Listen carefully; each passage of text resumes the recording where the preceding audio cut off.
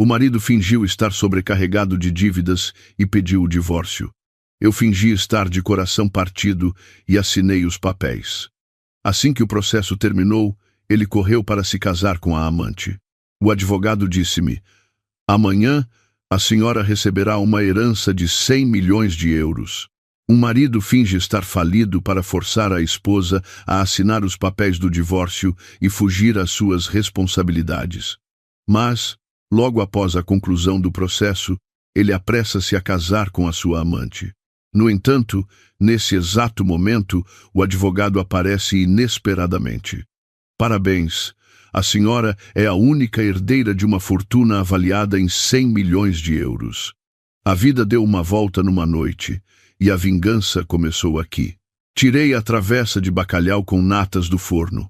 O calor suave mantinha o peixe suculento, impregnado do sabor do azeite, do alho e do toque picante de algumas rodelas de pimento. O aroma delicioso espalhou-se pela pequena cozinha, misturando-se com o cheiro do creme de legumes que fervia suavemente. Hoje, o Diogo disse que tinha um parceiro de negócios importante e que voltaria tarde para jantar. Eu sabia que ele andava a trabalhar muito ultimamente, por isso esforcei-me para preparar uma refeição esmerada, apenas com os seus pratos favoritos, para que, ao chegar a casa, sentisse o calor de um lar para o confortar. Em 5 anos como sua esposa, habituei-me a ficar na retaguarda, a ser a base sólida para ele brilhar na sociedade. Nesta casa, desde os pratos e talheres até as cortinas, tudo foi escolhido e cuidado por mim. A minha sogra, a dona Isabel, embora não fosse de muitas palavras doces, sempre que recebíamos visitas, elogiava a sua nora prendada e organizada. Eu pensava que a vida continuaria assim, serena, marido e mulher juntos, capazes de tudo. Não desejava grandes luxos, apenas um lar tranquilo. À noite, a família reunida à volta de uma mesa com comida quente era suficiente para me sentir realizada. O relógio marcou as 7 da noite. Pus a mesa, esperando apenas que o Diogo chegasse para podermos jantar. Mas, em vez do som familiar do seu carro, ouvi a campainha tocar insistentemente. Que estranho! Quem poderia ser a esta hora? Limpei rapidamente as mãos ao avental e fui abrir a porta. À minha frente estava o Diogo, mas não o Diogo sorridente e animado de sempre. O seu rosto estava pálido, os seus olhos evitavam os meus. E ao seu lado, um homem desconhecido, de uns 40 anos, com um ar ameaçador, vestido de preto da cabeça aos pés. O homem olhou para mim com um olhar frio e inquisidor que me deu um arrepio na espinha. Chegaste. O jantar está pronto. Tentei manter a voz normal, mas um mau pressentimento já se instalara no meu coração. O Diogo não respondeu. Passou por mim e foi direto para a sala de estar. O outro homem seguiu-o em silêncio. Ele deixou-se cair no sofá, com as mãos na cabeça, soltando um suspiro pesado e desolado. Fechei a porta, com o coração apertado, e segui-o. Diogo, o que se passa? Quem é este senhor? Perguntei timidamente. O Diogo levantou a cabeça, com os olhos vermelhos como se tivesse chorado. Apontou para o outro homem, com a voz rouca. Beatriz, este é o Sr. Gomes. Desculpa-me, os negócios correram mal, devo-lhe muito dinheiro. O meu coração falhou uma batida. Sentei-me ao seu lado, segurando o seu braço trêmulo. Quanto é muito, Diogo? Diz-me, vamos encontrar uma solução juntos. O homem chamado Gomes falou subitamente, com a voz grave e ameaçadora. 500 mil euros, capital e juros. Os papéis estão todos assinados. Hoje é o prazo final. Se o Diogo não pagar, não nos culpem por sermos duros. 500 mil euros. O número atingiu-me como uma martelada na cabeça. 500 mil euros. Mesmo que trabalhássemos a vida inteira, nunca conseguiríamos juntar tanto dinheiro. Senti o chão a fugir debaixo dos meus pés. Como? Como é possível tanto dinheiro? O teu trabalho sempre correu bem. O Diogo abanou a cabeça, com a voz cheia de desespero. Eu escondi-te. Investi num projeto que pensei que seria um grande sucesso. mas perdi tudo. Agora, eles vieram cobrar a dívida. Não vão atrás só de mim. Vão incomodar-te a ti e a nossa família. Não posso arrastar-te comigo para o fundo. Eu entrei em pânico. Então, o que vamos fazer? Vendemos a casa? Pedimos dinheiro emprestado à família e aos amigos? Já é tarde demais. O Diogo interrompeu-me bruscamente. Olhou-me diretamente nos olhos, um olhar estranho que eu nunca tinha visto nos 5 anos em que vivemos juntos. Só há uma maneira de te proteger. Ele fez uma pausa e depois proferiu as palavras que eu nunca na vida imaginei ouvir. Vamos divorciar-nos. A palavra divórcio saiu da sua boca tão levianamente, mas caiu sobre o meu peito como uma pedra, deixando-me sem ar. Todos os sons à minha volta desapareceram, restando apenas o som do meu coração a bater descontroladamente. O que é que estás a dizer? Gaguejei. O divórcio. Só com o divórcio é que esta dívida não te afetará. Eu assumirei tudo. Esta casa, todas as nossas poupanças, deixo tudo para ti, como forma de compensar o meu erro. Beatriz, por favor, assina. Só assim ficarás segura. Ele falava de uma forma tão nobre, tão cheia de sacrifício, mas por alguma razão, no fundo do meu coração, senti uma falsidade arrepiante. Um marido que ama a sua esposa, mesmo perante a maior das adversidades, procuraria uma solução com ela, não a afastaria apressadamente, como se ela fosse um fardo. O Sr. Gomes, sentado à nossa frente, batia com os dedos na mesa, impaciente. Então, Sr. Diogo, a sua esposa concorda? O meu tempo é limitado. O Diogo, como se estivesse encurralado, virou-se para mim, quase a suplicar. Beatriz, por favor, peço-te uma última vez, assina. Ele tirou da sua pasta um conjunto de papéis já preparados. O acordo de divórcio. Todas as cláusulas estavam claramente definidas. O bem comum, a casa, ficaria para mim. As dívidas seriam da sua exclusiva responsabilidade. Tudo estava preparado com um cuidado assustador. Como se ele tivesse planeado isto há muito tempo. A minha mente estava vazia. Olhei para o homem que eu amara e cuidara com todo o meu coração durante 5 anos, e que agora me pressionava a assinar um papel de divórcio para me proteger. As lágrimas ameaçaram cair, mas engoli-as. Olhei para o jantar quente que agora estava frio na mesa, com o coração a doer. Está bem, sussurrei, com a voz rouca. Eu assino. Peguei na caneta, com a mão a tremer de tal forma que mal a conseguia controlar. Cada traço do meu nome no papel era como uma faca a cortar o meu coração. Beatriz Santos. As 2 palavras que usei para unir a minha vida à dele eram agora usadas para terminar tudo. Depois de assinar, larguei a caneta, sentindo-me completamente sem forças. No momento em que pousei a caneta, vi os olhos do Diogo brilharem de uma forma estranha. A expressão de dor e angústia de há pouco desaparecera subitamente. Ele agarrou apressadamente os papéis da minha mão, verificando a assinatura como se temesse que eu a tivesse escrito mal, e depois guardou-os cuidadosamente na pasta.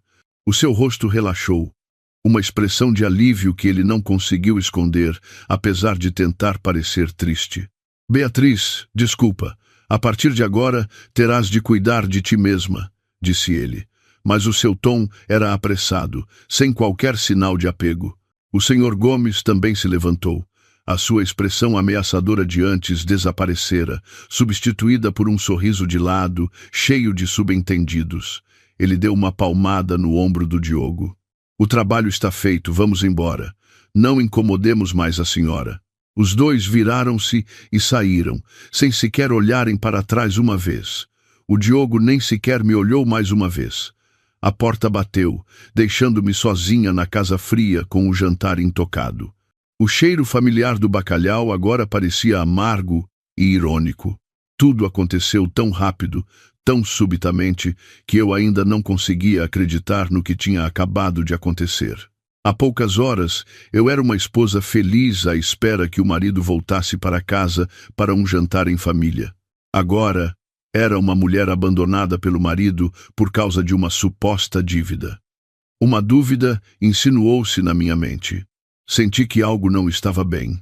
Apesar do pânico, a minha intuição feminina dizia-me que isto não era apenas um caso de falência. Cambaleei até a janela, afastando ligeiramente a cortina para espreitar. E a cena que vi deixou-me paralisada. No estacionamento do prédio, o Sr. Gomes não se foi embora imediatamente. Ele estava ao lado de um carro preto que o esperava. O Diogo saiu rapidamente do prédio e do carro saiu uma mulher jovem e bonita. Usava um vestido vermelho justo, o cabelo ondulado e volumoso e maquilhagem impecável. Ela correu para abraçar o Diogo, sorrindo radiantemente. O Diogo tirou o acordo de divórcio da pasta, mostrando-o à mulher como se fosse um troféu. A rapariga olhou para o papel, soltou um grito de alegria e, na ponta dos pés, deu um beijo sonoro na bochecha do Diogo. Os dois abraçaram-se, a rir e a falar, com expressões de felicidade radiante, em total contraste com o drama de sofrimento que o Diogo tinha acabado de encenar à minha frente. Depois entraram juntos no carro, que rapidamente se afastou, desaparecendo no trânsito intenso. Fiquei paralisada junto à janela, com as mãos a agarrar o parapeito com tanta força que os nós dos dedos ficaram brancos. Um arrepio percorreu-me a espinha, alojando-se no fundo do meu coração. Não era a dor de uma esposa traída, mas a fúria avassaladora de alguém que foi enganado, tratado como um idiota. Então era isso. Tudo não passara de uma peça de teatro bem ensaiada. Não havia falência, não havia proteção, não havia sacrifício, apenas traição e mentira. Ele queria deixar-me para ficar com aquela mulher. Com medo de ter de dividir os bens, com medo dos problemas de um divórcio normal, inventou esta desculpa de uma dívida colossal para me forçar a sair de mãos a abanar e ainda por cima a sentir-me grata por ele me ter salvo. A raiva não se transformou em lágrimas, mas solidificou-se no meu peito. Eu não chorei, nem uma única lágrima. Achei apenas ridículo. Ridículo pelos 5 anos da minha juventude. 5 anos que sacrifiquei, que dediquei a cuidar dele e da sua família, para receber em troca um engano tão doloroso. O jantar que preparei com tanto esmero para ele parecia agora uma farsa. Virei-me e olhei para a casa que outrora considerei o meu lar. Tudo estava igual, mas parecia-me tão estranho. O meu amor, a minha confiança, tinham sido espezinhados sem piedade. Muito bem, Diogo Pereira. Se é este o jogo que queres jogar, então eu jogarei contigo. Se querias que eu desaparecesse da tua vida de forma limpa, então vou mostrar-te que o meu desaparecimento será o maior pesadelo da tua vida. Fui até a mesa, peguei na taça de creme de legumes já frio e despejei-o diretamente no lava-loiça. A água fria levou tudo, assim como levou a Beatriz fraca e compreensiva de ontem. A partir deste momento, haveria apenas uma Beatriz que sabia como reclamar o que era seu. Nessa noite, não dormi. Sentei-me sozinha no escuro, a olhar pela janela, com a mente a fervilhar de planos de vingança. A dor inicial arrefecera, restando apenas a fúria e uma determinação de ferro. Não deixaria aquele par de adúlteros viver em paz e feliz à custa do meu sacrifício e da minha ingenuidade. Na manhã seguinte, ainda exausta de uma noite em branco, o telefone tocou. Era o número da minha sogra, Dona Isabel. Respirei fundo, tentando modular a voz para parecer cansada e triste antes de atender. "Estou, mãe", murmurei. "Beatriz, minha querida. O Diogo já me contou tudo. Minha filha, que destino tão triste o teu. Casar com um homem que não vale nada, que se mete em maus negócios, a ponto de ter de se livrar da mulher desta maneira." A voz da Dona Isabel do outro lado da linha parecia solidária, mas eu sabia muito bem que por dentro ela estava a festejar. Ela nunca gostou de mim, sempre achou que eu não era boa o suficiente para o seu menino de ouro. "Eu estou bem, mãe. Esforcei-me por parecer fraca. Bem, o divórcio também é para o teu bem. Ficar e arcar com as dívidas dele só te traria sofrimento para o resto da vida. És jovem. Ainda te podes casar outra vez. Fica em casa, não vás a lado nenhum. A casa que o Diogo te deixou é o mais correto. Eu vou falar com ele, não o deixarei incomodar-te mais. Ela falou sem parar. Parecia que me estava a consolar, mas na verdade estava a confirmar se a casa era mesmo minha e a avisar-me para não criar problemas ao seu querido filho. Logo a seguir, a minha cunhada, a Carolina, também ligou. A voz dela não precisava de fingir, estava cheia de satisfação. Beatriz, já soube da história. Não fiques triste, está bem? O meu irmão foi um tolo, mas pelo menos ainda pensou em ti, não te arrastou com ele para a lama. Fica descansada, se precisares de alguma coisa, diz-me. Ajudo no que puder. Ajudar? Rime para comigo. Esta rapariga, que sempre pedira dinheiro ao irmão e à cunhada, agora falava em ajudar. De certeza que estava radiante por finalmente se ter livrado de mim, um espinho atravessado na sua garganta. Depois destas duas chamadas cheias de falsidade, senti mais nojo do que nunca daquela família. Um bando de hipócritas que só sabiam representar para tirar proveito. Estava prestes a desligar o telemóvel para ter um pouco de paz, quando um número desconhecido ligou. Era um número fixo de Lisboa. Hesitei por um momento, mas atendi. Estou? Quem fala? Bom dia. Falo com a senhora Dona Beatriz Santos? Perguntou uma voz masculina, grave e educada. Sim, sou eu. Quem deseja? Bom dia, Dona Beatriz. O meu nome é Afonso Henriques. Sou advogado do escritório Henriques Associados. Ligo-lhe em nome de um cliente falecido, de acordo com o seu testamento. Advogado?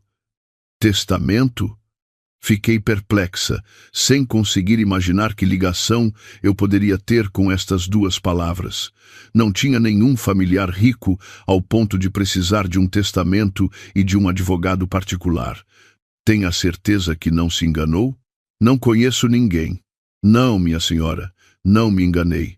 Ligo para lhe comunicar que a senhora tem uma tia-avó chamada Leonor de Souza, que emigrou para a França há muitos anos.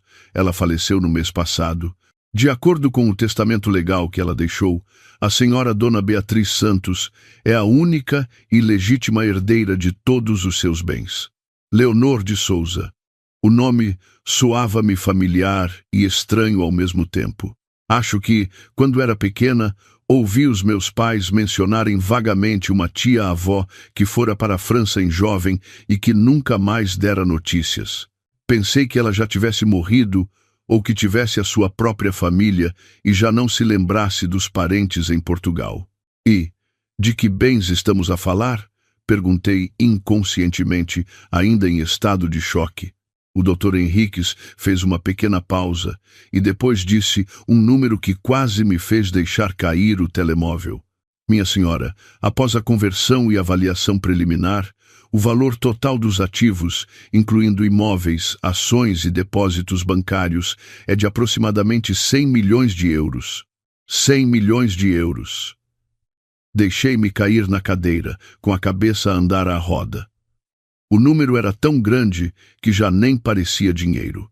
Era um conceito demasiado distante, demasiado surreal. Eu, Beatriz Santos, a mulher que acabara de ser enganada e abandonada pelo marido por causa de uma dívida falsa de 500 mil euros, estava prestes a possuir uma fortuna 200 vezes superior a esse valor. Que ironia! Que ridículo! Dona Beatriz, está a ouvir-me? A voz do Dr. Henriques trouxe-me de volta à realidade. Eu estou a ouvir. Não consigo acreditar, gaguejei. Compreendo a sua surpresa. De acordo com as instruções, a primeira tranche, no valor de 20 milhões de euros, será transferida para a sua conta amanhã de manhã, para que possa tratar dos seus assuntos. Os restantes procedimentos de transferência de bens serão realizados posteriormente. Além disso, no testamento, a sua tia-avó fez um pedido especial. Toda a informação sobre esta herança deve ser mantida em absoluto sigilo, não podendo ser revelada a ninguém sem o seu consentimento. Absoluto sigilo. Estas palavras foram como uma corrente elétrica a percorrer o meu corpo. Sim, tinha de ser mantido em segredo, especialmente da família do meu ex-marido. Eles não podiam saber. Se soubessem, viriam atrás de mim como um bando de abutres famintos. Um sorriso frio desenhou-se nos meus lábios. Diogo Pereira. Ele descartou-me por uns inexistentes 500 mil euros. Catarina Varela, a amante, intrometeu-se na minha família pela promessa de uma vida de luxo. A família dele, todos eles, alegraram-se por se livrarem de um fardo. E agora eu tinha 100 milhões de euros nas minhas mãos. O jogo estava apenas a começar. Doutor Henriques, disse eu, com a voz completamente calma. Compreendi. Agradeço a informação e, por favor, lembre-se do pedido de confidencialidade da minha tia-avó, que é também o meu pedido. Absolutamente ninguém pode saber disto, especialmente o meu ex-marido, Diogo Pereira, e a sua família. Com certeza, minha senhora. É a nossa responsabilidade profissional. Desliguei o telefone e olhei para o vazio à minha frente. As lágrimas finalmente caíram, mas não eram lágrimas de dor. Eram lágrimas de um alívio sufocado, de uma nova porta que se acabara de abrir. A vida fechara-me uma porta na cara, mas abrira-me um caminho 1000 vezes mais vasto. Diogo Pereira, vais arrepender-te. Eu juro. Depois daquela chamada fatídica, passei o dia a organizar os meus pensamentos. A fortuna colossal ainda era difícil de imaginar, mas deu-me uma confiança e uma base sólida para começar o meu plano. A primeira e mais importante coisa a fazer era continuar a representar o papel de uma mulher digna de pena, recém-divorciada, sem emprego, sem um tostão. Quanto mais patética eu parecesse, mais eles baixariam a guarda.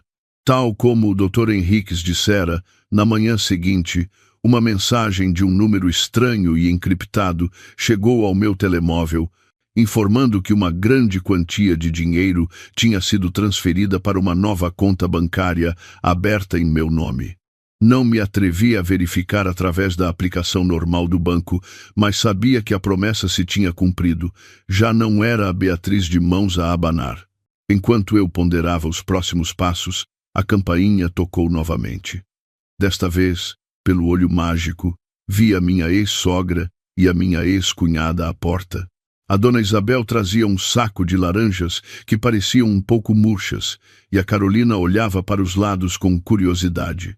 Sabia que elas não vinham com boas intenções.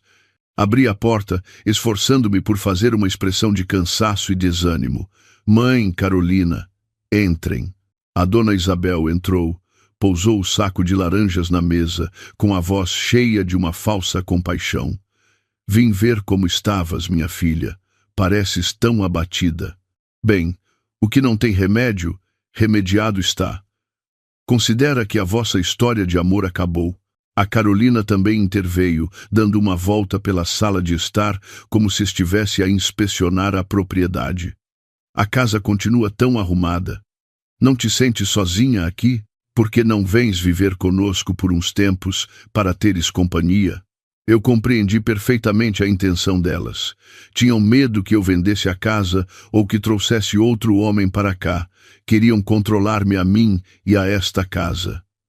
Abanei a cabeça, com a voz fraca. Obrigada, mãe Carolina, mas prefiro ficar sozinha, em paz. Já estou habituada a esta casa. A dona Isabel sentou-se no sofá, deu-me umas palmadinhas na mão e foi direta ao assunto. Olha, não te zangues comigo. Aquela dívida de 500 mil euros, embora o Diogo a tenha assumido toda, achas que os agiotas te vão deixar em paz? E se eles vierem aqui cobrar? És uma mulher sozinha, o que farias? Que tal? Passares a casa para o meu nome. Eu fico como proprietária só para te proteger.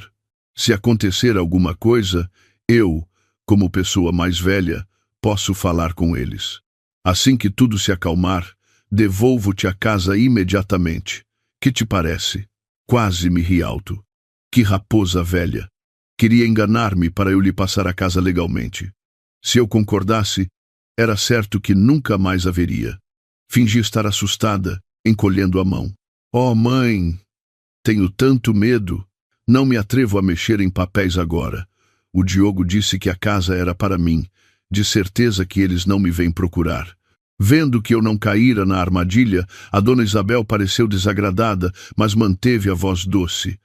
Eu só me preocupo contigo. Pensa bem no assunto. Afinal, sempre te considerei como uma filha. E agora que deixaste o emprego, como te vais sustentar? Precisas de alguma ajuda? A Carolina acrescentou. É verdade, não tenhas vergonha. Somos família. Eu sabia que esta era mais uma armadilha. Queriam saber se eu ainda tinha poupanças para poderem tirar-me o resto. Obrigada, mãe e Carolina. Ainda tenho algum dinheiro de parte. Deve chegar para uns tempos. Quando acabar, procurarei um novo emprego, respondi, tentando parecer que estava realmente em dificuldades. Ouvindo a minha resposta e vendo que não havia mais nada a extrair de mim, as duas ficaram mais um pouco e depois despediram-se. Antes de sair, a dona Isabel não se esqueceu de me lembrar. Pensa no que te disse. Tudo o que faço é para o teu bem. Acompanhei-as até a porta e batia com força assim que elas se viraram. A falsidade delas dava-me náuseas. Para o meu bem, elas só queriam o bem delas próprias. Assim que elas saíram, liguei ao Dr. Henriques. Dr. Henriques, sou eu, a Beatriz Santos. Dona Beatriz, tem novas instruções? Dr. Henriques, preciso que me ajude com uma coisa. Investigue o que o meu ex-marido, Diogo Pereira, e a sua amante, Catarina Varela, andam a planear, especialmente em relação a casas, carros ou qualquer projeto de investimento. Com certeza, minha senhora, darei início às investigações imediatamente. E mais uma coisa, disse eu, com a voz a tornar-se fria. Quero que me ajude a comprar um apartamento. A Penthouse, a mais bonita e cara do empreendimento Infinity Tower. Todo o processo deve ser feito em nome de um fundo de investimento privado que o senhor criará para mim, chamado Fundo Confiança Lusitana. O meu nome não pode aparecer em lado nenhum.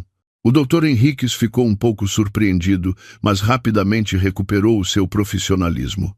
Compreendido, minha senhora. Tudo será feito de acordo com as suas instruções. Infinity Tower. Era o condomínio de luxo mais exclusivo da cidade, frequentado pela alta sociedade. Lembro-me de uma vez o Diogo ter apontado para um cartaz publicitário e me ter dito: quando eu for bem-sucedido, compro-te um apartamento lá. Agora, ele sonhava com isso, mas com outra mulher. Pois bem, Diogo Pereira, vamos ver qual será a tua reação quando o teu sonho for roubado pela mesma esposa que tu descartaste. O meu plano de vingança começará precisamente com o teu sonho de luxo. Alguns dias após a primeira chamada, recebi uma mensagem do Dr. Henriques, que dizia apenas: convido-a para um chá na Empório do Chá às 15 horas. Era um pequeno salão de chá numa rua tranquila da Baixa, um lugar completamente inadequado para um advogado de renome ou para uma mulher prestes a herdar milhões. Compreendi a sua prudência, e isso aumentou a minha confiança nele. Vesti uma roupa simples e discreta e apanhei um táxi para o local combinado. O salão de chá estava quase vazio, com apenas uma música ambiente suave. O Dr. Henriques já me esperava num canto discreto, com um pequeno dossiê à sua frente. Ao ver-me, levantou-se e cumprimentou-me com um aceno de cabeça educado. Dona Beatriz, por favor, sente-se. Sentei-me, um pouco ansiosa. Já tem alguma informação? O Dr. Henriques empurrou o dossiê na minha direção. Minha senhora, este é um relatório preliminar. Segundo as nossas investigações, o Diogo Pereira está atualmente a tentar finalizar um projeto de startup de domótica. Ele investiu todo o seu capital e pediu mais dinheiro emprestado para o projeto. Quanto a Catarina Varela, depois de se casarem, está a pressioná-lo para comprar uma casa. Eles já visitaram vários locais e o seu principal objetivo é a Penthouse Duplex, na torre central do empreendimento Infinity Tower. A primeira página do dossiê continha fotografias tiradas discretamente ao Diogo e à Catarina, de mãos dadas, no átrio do Infinity Tower. O rosto da Catarina estava radiante, cheio de sonhos. O meu coração já não doía. Sentia apenas um desprezo frio.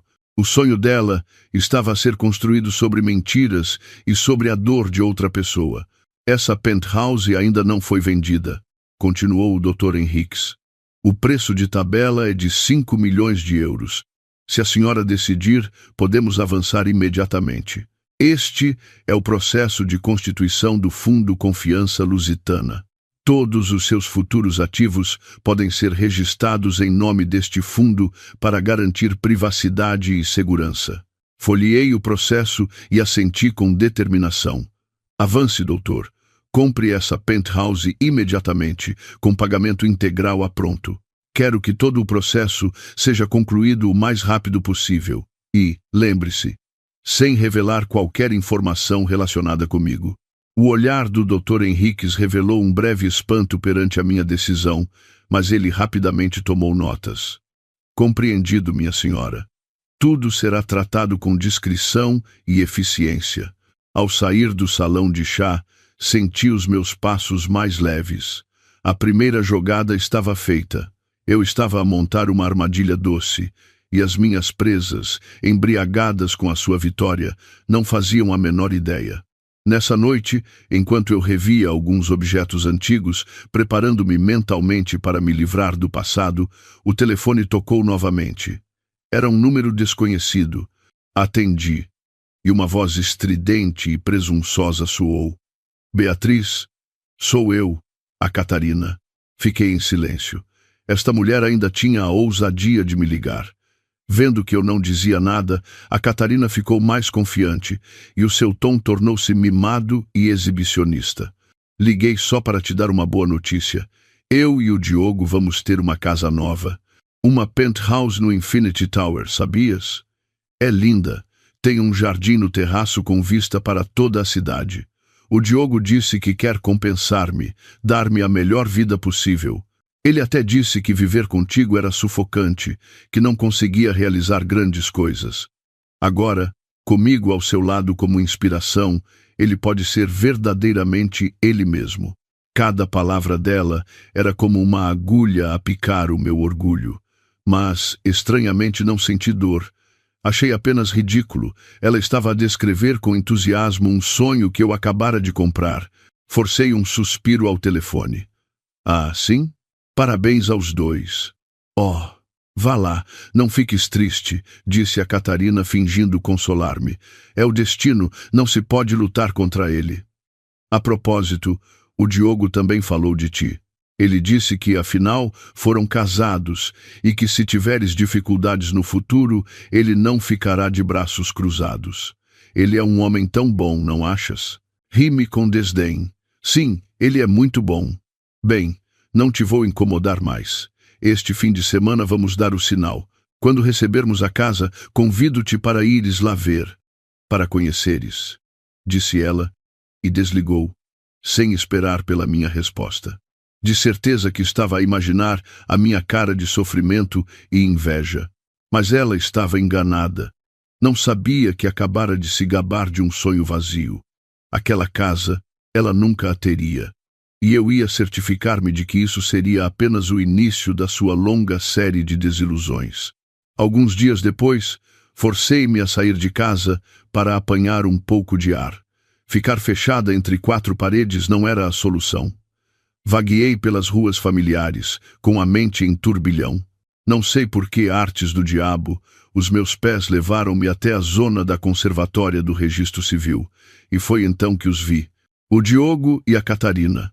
O Diogo usava um fato elegante e a Catarina um vestido branco imaculado, parecendo uma noiva. Saíam da porta da conservatória de mãos dadas, segurando 2 certidões de casamento de capa vermelha. Ambos pareciam radiantes de felicidade.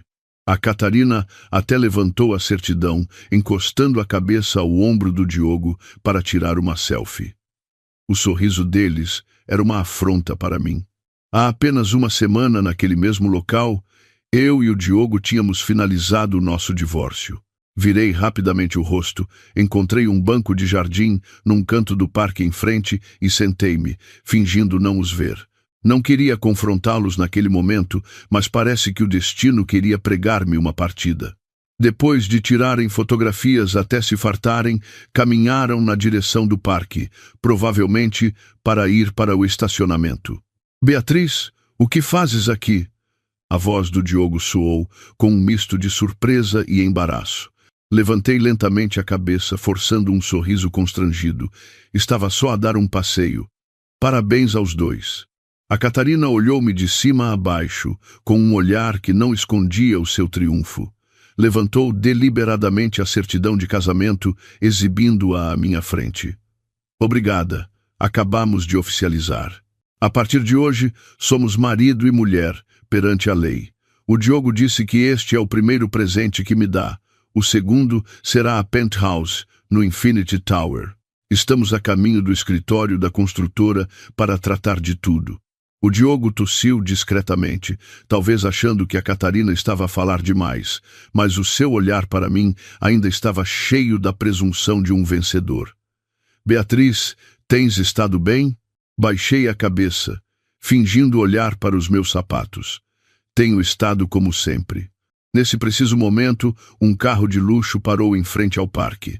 A porta abriu-se e o doutor Afonso Henriques, impecavelmente vestido com um fato, saiu segurando uma pasta de cabedal azul escura. Olhou em volta por um momento e depois caminhou rapidamente na minha direção. Dona Beatriz, disse ele, com um tom extremamente respeitoso, ignorando completamente a presença do Diogo e da Catarina. Peço desculpa pela demora. Este é o contrato final de compra e venda da Penthouse Pum da Torre Central. A construtora precisa da sua assinatura final para concluir o processo de transferência de propriedade. O pagamento já foi efetuado na totalidade. Ele abriu a pasta à minha frente. As palavras contrato de compra e venda da Penthouse Duplex Pum e o nome Fundo Confiança Lusitana por baixo saltaram à vista do Diogo e da Catarina. O ar à nossa volta tornou-se subitamente denso. O sorriso nos lábios da Catarina congelou. Os seus olhos arregalaram-se, fixos no contrato e depois em mim, com uma expressão de total incredulidade. A certidão de casamento na sua mão pareceu tornar-se pesada, quase caindo ao chão. O Diogo ficou de boca aberta, o seu rosto mudando de cor a cada segundo, da surpresa à confusão e depois à suspeita. Ele gaguejou. Advogado. Infinity Tower. Beatriz. O que é isto? Peguei calmamente na caneta que o Dr. Henriques me entregou, sem sequer olhar para os detalhes do contrato, pois sabia que ele tinha preparado tudo na perfeição. Assinei o meu nome no campo representante do Fundo Confiança Lusitana. A minha assinatura foi firme e decidida. Depois de assinar, devolvi a pasta ao Dr. Henriques. Está feito. Obrigada. Deu-lhe muito trabalho. É o meu dever, minha senhora, assentiu o Dr. Henriques. A documentação legal e as chaves ser-lhe-ão entregues nos próximos dias. Com a sua licença, retiro-me. Dito isto, ele virou-se e afastou-se profissionalmente, deixando para trás um silêncio sufocante. O Diogo foi o primeiro a quebrar o silêncio. Apontou para mim, com a voz a tremer. Beatriz Santos, explica-te. Onde arranjaste dinheiro para comprar um apartamento no Infinity Tower e logo a Penthouse? Que jogo é este? A Catarina também pareceu despertar, gritando estridentemente. É verdade? De onde veio o dinheiro? Ou foi o Diogo que tu deu às escondidas? Diogo, diz-me, deste-lhe dinheiro sem eu saber? Levantei-me lentamente, sacudindo a roupa sem pó. Olhei diretamente nos olhos do Diogo e depois para o rosto contorcido de raiva da Catarina. Um leve sorriso apareceu nos meus lábios pela primeira vez desde o divórcio. De onde arranjei o dinheiro? Acho que isso já não é da tua conta, pois não, Diogo Pereira, disse eu, enfatizando cada palavra. Estamos divorciados. E tu? Virei-me para a Catarina. Devias perguntar ao teu recém-marido o que ele te prometeu e se ele tem capacidade para cumprir. Dito isto, não lhes dei oportunidade de reagir. Virei-me e afastei-me calmamente. Atrás de mim, ainda ouvia os gritos da Catarina a interrogá-lo. a voz do Diogo a tentar explicar-se apressadamente. Juro que não lhe dei um cêntimo. Também não percebo o que se está a passar. Discutam. Desconfiem um do outro. A semente da discórdia foi lançada, e eu sabia que em breve germinaria e destruiria o que eles chamavam de amor. A sensação de satisfação ao ver as caras de espanto do Diogo e da Catarina durou apenas um instante, sendo rapidamente substituída por uma calma fria. Isto era apenas o início. Eu sabia que, após o choque de hoje, eles não me deixariam em paz. E tal como eu previra nos dias seguintes, a minha vida começou a sofrer perturbações subtis. Primeiro, uma antiga amiga em comum ligou-me. Depois de algumas formalidades, foi direta ao assunto. Olha, o que andas a fazer para estares tão bem na vida? Ouvi o Diogo dizer que compraste uma penthouse no Infinity Tower. Estás rica e escondes dos amigos? Ri-me suavemente ao telefone, com um tom cansado.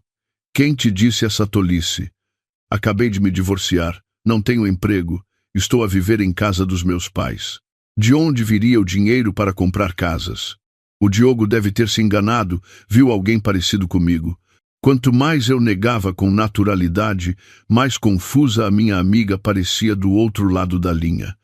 Ela hesitou por um momento e depois desligou. Eu sabia que a minha negação seria transmitida ao Diogo, o que o deixaria ainda mais confuso e desconfiado. Uma mulher sem nada, por que teria um advogado particular e assinaria um contrato para um bem de luxo? Este mistério iria consumir-lhe a mente. A seguir, foi a vez da minha ex-sogra e da minha ex-cunhada. Desta vez, não vieram à minha casa. A dona Isabel ligou-me. O tom era completamente diferente do habitual. Já não havia arrogância ou falsidade, mas sim uma certa curiosidade e sondagem. Beatriz, ouvi dizer que te saiu a lotaria ou algo do gênero. Não. Por que essa pergunta, mãe? Fingi inocência. Bem, o Diogo contou-me que te viu com um advogado a assinar papéis para uma casa de milhões.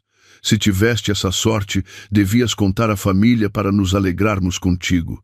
Afinal, já fomos família. Ela tentava parecer próxima. Isso não aconteceu. O Diogo deve ter se enganado. Passo os dias em casa, não vou a lado nenhum. Que advogado? Não tenho dinheiro para pagar a um advogado. Neguei tudo terminantemente. Eu sabia que a família dele estava em alvoroço, sem conseguir perceber o que se estava a passar. A minha súbita riqueza, se fosse real, seria um grande choque para eles. Tinham-me descartado como um objeto velho. E agora, esse objeto tinha o potencial de brilhar mais do que qualquer coisa que eles possuíssem. Isso deixava-os simultaneamente curiosos e furiosos. Entretanto, recebi um relatório do Dr. Henriques.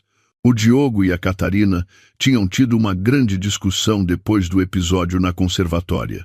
A Catarina recusava-se a acreditar que o Diogo não me tinha dado dinheiro às escondidas, e o Diogo estava desesperado por não conseguir explicar a situação.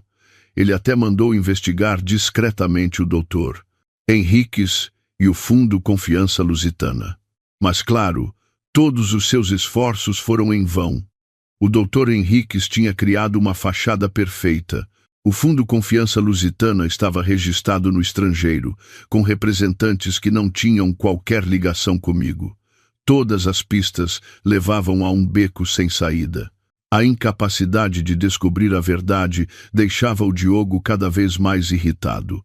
Começou a descarregar a sua frustração na Catarina, dizendo que era por causa das exigências dela que ele estava sob tanta pressão. A relação deles, construída sobre promessas materiais, começava a mostrar as primeiras fissuras. Eu acompanhava todos estes desenvolvimentos em silêncio. Não precisava de fazer muito, apenas manter o silêncio e deixar que a suspeita e a curiosidade deles crescessem e os consumissem por dentro. O meu plano estava a correr como previsto. Eu tinha lhes tirado o maior sonho, e agora era a altura de visar a base da autoconfiança e arrogância do Diogo Pereira, o seu projeto de startup. Numa manhã, recebi o segundo dossiê do Dr. Henriques. Era um relatório detalhado sobre o projeto de domótica que o Diogo estava a desenvolver. Ao folhear as páginas, um sorriso frio voltou a aparecer nos meus lábios. Afinal, o projeto do qual ele tanto se orgulhava era apenas uma casca vazia. O relatório do Dr. Henriques era mais denso do que eu esperava, e cada palavra expunha a fraqueza e a ilusão do Diogo Pereira. O seu projeto de casa inteligente parecia impressionante, mas a tecnologia era copiada, sem qualquer inovação. O modelo de negócio era irrealista. Para manter as aparências e a operação, o Diogo tinha gasto todo o seu capital inicial e recorrido a empréstimos de agiotas com juros exorbitantes. A dívida fictícia de 500 mil euros que ele inventou para me enganar no divórcio era, afinal, apenas a ponta do iceberg da sua dívida real. Mais importante, o relatório indicava que a sobrevivência de todo o projeto dependia agora de um único investidor, o Sr. Amaral, que estava prestes a injetar uma grande quantia de capital para que o Diogo pudesse lançar o produto no mercado. Sem este investimento, a empresa do Diogo entraria em colapso no prazo de 1 mês. O Sr. Amaral. Era esse o calcanhar de Aquiles do Diogo. Peguei no telefone e liguei ao Dr. Henriques, com a voz firme. Dr. Henriques já viu o relatório. Quero que faça 2 coisas. Estou às suas ordens, minha senhora. Primeiro, encontre uma forma de abordar o investidor, o Sr. Amaral. Não diretamente, mas através de um terceiro, como uma consultora de investimentos. Mostre-lhe os riscos do projeto do Diogo Pereira e, ao mesmo tempo, apresente-lhe uma oportunidade de investimento mais atraente e segura. Não me interessa qual é a oportunidade, pode criar lá. O objetivo final é fazer com que o Sr. Amaral desista de investir no Diogo. O Dr. Henriques ficou em silêncio por alguns segundos a pensar e depois respondeu: isso é viável. Temos especialistas em análise financeira e a rede de contactos necessária para o fazer de forma natural e sem deixar rasto. Ótimo. Segundo, continuei. Use o nome do Fundo Confiança Lusitana para criar uma nova empresa de tecnologia chamada Inovatec Portugal. Registre-a no mesmo ramo de atividade da empresa do Diogo. Depois, contacte os funcionários-chave que trabalham para ele e ofereça-lhes o dobro do salário. Quero esvaziar a equipa dele por completo. Desta vez, o Dr. Henriques não conseguiu esconder a surpresa na sua voz. Dona Beatriz, a senhora quer competir diretamente com ele? Eu não quero competir, respondi, com a voz gélida. Eu quero que ele não tenha para onde ir. Quero que o projeto da vida dele, o seu orgulho, morra à nascença. Espalhe o rumor no mercado de que um grande investidor com capital ilimitado está prestes a entrar neste setor. Só esse rumor será suficiente para assustar os outros parceiros mais pequenos do Diogo. Compreendido, minha senhora. Tudo será tratado imediatamente. Os custos necessários serão deduzidos da sua conta. Sem problema, disse eu, e desliguei. Recostei-me na cadeira e olhei para o céu lá fora. O sol brilhava, mas o meu coração estava frio como gelo. O que é que eu estava a fazer?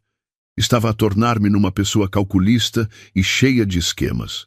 Mas então, a imagem do Diogo e da Catarina abraçados e felizes no estacionamento voltou à minha mente, apagando qualquer hesitação. Eles nem me deram uma saída. Por que é que eu deveria ter piedade deles? Os dias seguintes foram de espera. Deixei de me importar com as chamadas de amigos a sondar-me ou com as indiretas da família do Diogo. A minha mente estava totalmente focada no tabuleiro de xadrez que eu tinha montado. E as primeiras boas notícias chegaram. O Dr. Henriques informou que os seus especialistas tinham conseguido convencer o Sr. Amaral a adiar o investimento na empresa do Diogo para reavaliar a situação.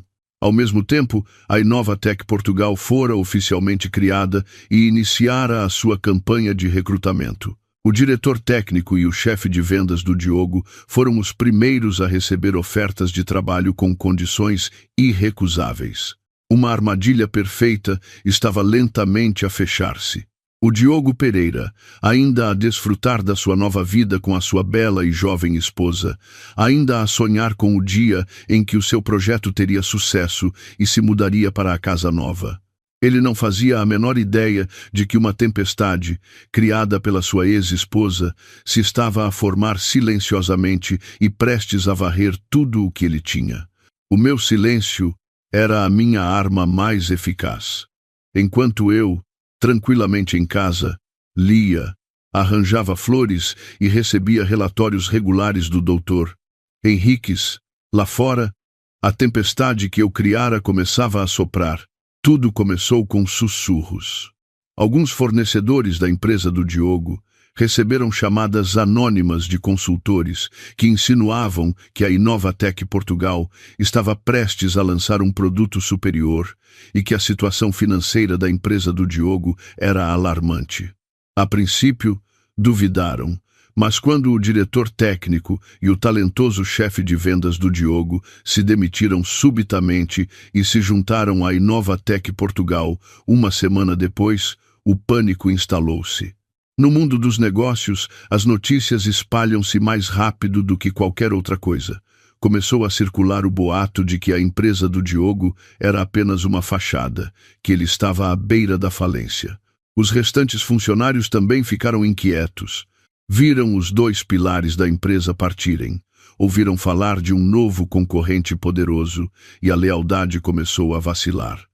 Alguns dos mais espertos já estavam a enviar os seus currículos para a Inovatec Portugal. A queda de uma empresa começa frequentemente com a queda da confiança, e eu tinha conseguido destruir essa confiança. Ao mesmo tempo, os credores a quem o Diogo devia dinheiro começaram a sentir o perigo. O Sr. Gomes, ao ver que o Diogo não pagava os juros a tempo, enviou alguns dos seus capangas de ar ameaçador ao escritório do Diogo para uma visita de cortesia. Embora não tenham feito nada de grave, a sua presença foi suficiente para espalhar um clima de medo e pessimismo. Claro que o Diogo escondeu estas notícias da Catarina. Ele ainda tentava fingir que tudo estava sob controle. Mas ele esqueceu-se de que a Catarina vivia num mundo diferente, um mundo de chás da tarde, de grupos sociais, onde as fofocas eram o prato principal. Nesse dia, enquanto a Catarina estava a fazer as unhas num spa de luxo, a sua melhor amiga sussurrou-lhe ao ouvido: "Catarina, como vão os negócios do teu marido? Ouvi dizer que a empresa está cheia de dívidas e que até os agiotas já foram lá cobrar. Num grupo de fofocas online, estão a falar muito sobre isso. Posso imaginar a cara da Catarina naquele momento. Certamente passou da surpresa à raiva e, finalmente, à vergonha. O que ela mais temia não era que o Diogo ficasse sem dinheiro, mas sim que ela perdesse a face perante as amigas. Ela tinha se gabado tanto do seu marido talentoso, do seu futuro de luxo, e agora enfrentava o risco de se tornar motivo de chacota. Nessa noite, a Catarina foi para casa e confrontou o Diogo. Mais uma discussão violenta explodiu. O Diogo negou tudo veementemente, dizendo que eram apenas rumores espalhados pela concorrência para o derrubar. A Catarina, hesitante, já tinha o coração cheio de ansiedade. O sonho do Infinity Tower já se tinha desvanecido, e agora até o seu estatuto de esposa de diretor-geral estava em risco. Eu, sentada na minha antiga casa, com uma chávena de chá quente na mão, lia calmamente o relatório que o Dr. Henriques me enviara. O relatório detalhava o caos na empresa do Diogo, as discussões dele com a Catarina, o pânico dos parceiros. Tudo estava a acontecer exatamente como eu queria. O barco do Diogo estava a afundar-se lentamente e eu não pararia até que ele estivesse completamente no fundo do mar. A minha paciência foi finalmente recompensada. Depois da saída do diretor técnico e do chefe de vendas, um funcionário próximo do Diogo, com medo de que a empresa falisse e não lhe pagassem o salário, contactou secretamente a Inovatec Portugal. Para agradar a nova empresa, entregou alguns dados internos importantes, incluindo o acesso a um antigo e-mail de trabalho que o Diogo já não usava, mas se esquecera de apagar. E foi aí que encontrei o que precisava. Uma cópia digitalizada do contrato de empréstimo entre o Diogo Pereira e o Sr. Gomes, no valor exato de 500 mil euros, com a finalidade claramente indicada como empréstimo pessoal, assinado apenas um mês antes do nosso divórcio. Era isto, a prova irrefutável, a prova de que o Diogo mentira. Não era um empréstimo para negócios, mas para algum fim pessoal. E eu sabia que esse fim não era outro senão sustentar a Catarina e encenar a farsa do divórcio. Com a prova em mãos, não agi precipitadamente. Eu sabia que a Catarina era uma mulher superficial. O que a faria desmoronar não era a verdade em si, mas a forma como a verdade lhe seria revelada. Tinha de ser de forma inesperada, acidental e atingir diretamente o seu orgulho. Pedi ao Dr. Henriques para mandar seguir a rotina da Catarina. Sem surpresa, ela passava a maior parte do tempo em centros comerciais, spas e cafés de luxo. Tinha o hábito fixo de ir a um tratamento de pele no Anantara Spa, na Avenida da Liberdade, todas as quartas-feiras à tarde. Era o momento perfeito. O plano foi meticulosamente traçado. O Dr. Henriques contratou um detetive particular, um homem de meia idade com ar sofrido e credível, para se fazer passar por um estafeta. O contrato de empréstimo de 500 mil euros foi impresso em papel de alta qualidade e colocado num dossiê de aspecto antigo. Nessa quarta-feira, sentei-me num café em frente ao Anantara Spa a observar em silêncio. Por volta das 4 da tarde, a Catarina saiu, com o rosto fresco e satisfeito após o tratamento de beleza. Ia a andar, ia a mexer no telemóvel, provavelmente a publicar fotografias nas redes sociais. Nesse preciso momento, o detetive, no papel de estafeta, carregando uma pilha de caixas, saiu de uma viela, com ar apressado. Ele esbarrou acidentalmente na Catarina. "Ai!" gritou a Catarina, quase caindo. "Oh, desculpe. Peço imensa desculpa", disse o estafeta atrapalhado. O impacto fez com que o dossiê antigo que ele levava caísse ao chão, espalhando alguns papéis pelo passeio. A Catarina, irritada, estava prestes a ralhar com ele quando o seu olhar se fixou em algo. Um dos papéis caíra mesmo aos seus pés. As palavras contrato de empréstimo e o nome do devedor Diogo Pereira estavam impressos a negrito. O valor de 500 mil euros, 500 mil euros, estava escrito por extenso e em algarismos, num vermelho berrante. O estafeta apressou-se a apanhar os papéis, pedindo desculpa sem parar. "Peço imensa desculpa, minha senhora. Estou com pressa para fazer uma entrega para o meu chefe e não vi. Lamento o incômodo." Mas a Catarina já não ouvia nada. Os seus olhos estavam colados àquele papel. Embora só o tivesse visto de relance, a assinatura do Diogo Pereira era inconfundível. 500 mil euros. Empréstimo pessoal. A data da assinatura era anterior ao divórcio. Todos os detalhes se encaixavam, formando uma verdade aterradora. "Oh, que papel é esse?" gaguejou a Catarina, apontando para o chão. O estafeta pareceu embaraçado, enfiou rapidamente tudo no dossiê e apertou-o contra o peito. "Ah, não é nada. São só uns papéis velhos do meu chefe. Tenho de ir. Mais uma vez, desculpe." Dito isto, ele subiu apressadamente para uma mota velha, estacionada ali perto, e desapareceu, deixando a Catarina paralisada no meio do passeio. O seu belo rosto estava agora pálido, sem uma gota de sangue. Os lábios estavam cerrados, e a mão que segurava o telemóvel caro tremia incontrolavelmente.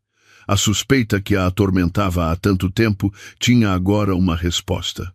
Mas esta resposta era mais amarga e cruel do que ela poderia imaginar. Afinal, o Diogo não só lhe tinha escondido as dívidas, como já devia uma quantia astronômica antes mesmo de eles estarem oficialmente juntos. Então, e o projeto de domótica? E a promessa de um futuro rico? Seria tudo também uma mentira? Sentada no café, bebi um gole de chá amargo, observando a Catarina afastar-se a cambalear. Este jogo estava a ficar cada vez mais interessante. Eu sabia que naquela noite haveria um verdadeiro furacão na casa onde eles viviam. E eu seria a espectadora a apreciar o som da destruição. O furacão chegou mais depressa do que eu pensava. Logo depois de sair do spa, a Catarina não foi para casa. Conduziu diretamente para o escritório da empresa do Diogo. Naquele momento, a empresa dele estava um caos. Funcionários a demitirem-se em massa, fornecedores a exigir pagamentos e o investidor desaparecido. O Diogo estava sentado no seu escritório, de cabeça entre as mãos, quando a Catarina irrompeu pela porta. Diogo Pereira, explica-me o que é isto. A Catarina atirou a sua mala de marca para cima da secretária do Diogo, com a voz a falhar de tão esganiçada que estava. Tu deves 500 mil euros a alguém desde antes de te divorciares da tua ex-mulher. Por que não me disseste? O Diogo sobressaltou-se, empalidecendo ao ver a fúria no rosto da Catarina. Levantou-se apressadamente, tentando acalmá-la.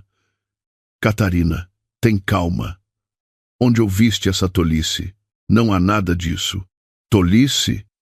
Eu vi o teu contrato de empréstimo com os meus próprios olhos, gritou a Catarina. Não penses que sou estúpida e fácil de enganar. Diz-me, para que pediste esse dinheiro emprestado? Foi para dar à tua ex-mulher? Ou usaste-o para me sustentar? Para pintar essa imagem de um futuro rico e falso? Atingido em cheio, o Diogo ficou sem saber o que dizer. Não esperava que a Catarina descobrisse aquilo. Não é como estás a pensar. Foi dinheiro que pedi emprestado para investir nos negócios. São coisas de trabalho. Tu não entendes. Negócios, riu a Catarina com amargura. Negócios que levaram a empresa a este estado de quase falência. Os funcionários foram-se todos embora. Os agiotas vêm bater à porta. Olha para o teu escritório, parece uma feira desfeita. Tu enganaste-me. A discussão deles tornou-se tão alta que os poucos funcionários que restavam no escritório conseguiam ouvir tudo. Nesse momento, o telemóvel de uma funcionária tocou. Ela olhou e tapou a boca em choque, mostrando ao colega do lado. Um vídeo curto estava a tornar-se viral nas redes sociais. O vídeo mostrava alguns homens tatuados à porta da empresa do Diogo, a gritar e a exigir dinheiro. Ao fundo, a placa da empresa parecia decrépita. A Catarina viu, agarrou no telemóvel. Ao ver as imagens, o seu rosto perdeu toda a cor. Era uma humilhação pública. As suas amigas, a sua família, todos veriam aquilo. Rir-se-iam dela. Que abandonara tudo para seguir um homem de promessas vãs. Diogo Pereira. A Catarina atirou o telemóvel ao chão, que se estilhaçou. Tu és um canalha, um mentiroso. Onde está a penthouse no Infinity Tower? Onde está a minha vida de luxo? O que me prometeste? Agora, nem a minha dignidade me resta. Perdendo completamente a calma, a Catarina começou a arranhá-lo e a destruir tudo o que estava na secretária do Diogo. Dossiers, o computador, copos, tudo voou pelo chão. O Diogo, que já estava sob pressão por todos os lados, ao ser humilhado em frente dos seus funcionários, também perdeu o controlo. Empurrou a Catarina com força, gritando: Cala-te! O que é que tu sabes? Se não fosses tu, sempre a exigir casas de luxo e carros caros, sempre a pressionar-me, achas que eu estaria nesta situação? Tu só sabes aproveitar. Alguma vez partilhaste o fardo comigo? Tu atreves-te a dizer que a culpa é minha? A Catarina ficou estarrecida. Culpas-me a mim? Enganaste-me do início ao fim e agora culpas-me a mim? Sim, a culpa é tua. Os dois envolveram-se numa luta. Já não era uma discussão, mas sim uma briga física e verbal violenta. As palavras doces de amor de outrora transformaram-se nos insultos mais venenosos. A funcionária de há pouco gravou rapidamente toda a cena. Nessa noite, recebi um e-mail anônimo. Em anexo, estava o vídeo completo da batalha no escritório do Diogo, com a mensagem: Dona Beatriz, sou uma ex-funcionária do seu ex-marido. Não aguentava mais a sua falsidade. Desejo-lhe tudo de bom. Vi e revi o vídeo. O meu coração estava impenetrável. Tudo estava a chegar ao fim para a relação deles. Mas eu sabia que ainda faltava um último golpe. Uma última verdade a ser revelada para pôr um ponto final em tudo. A verdade sobre o verdadeiro motivo do nosso divórcio. A relação entre o Diogo e a Catarina estava irremediavelmente quebrada.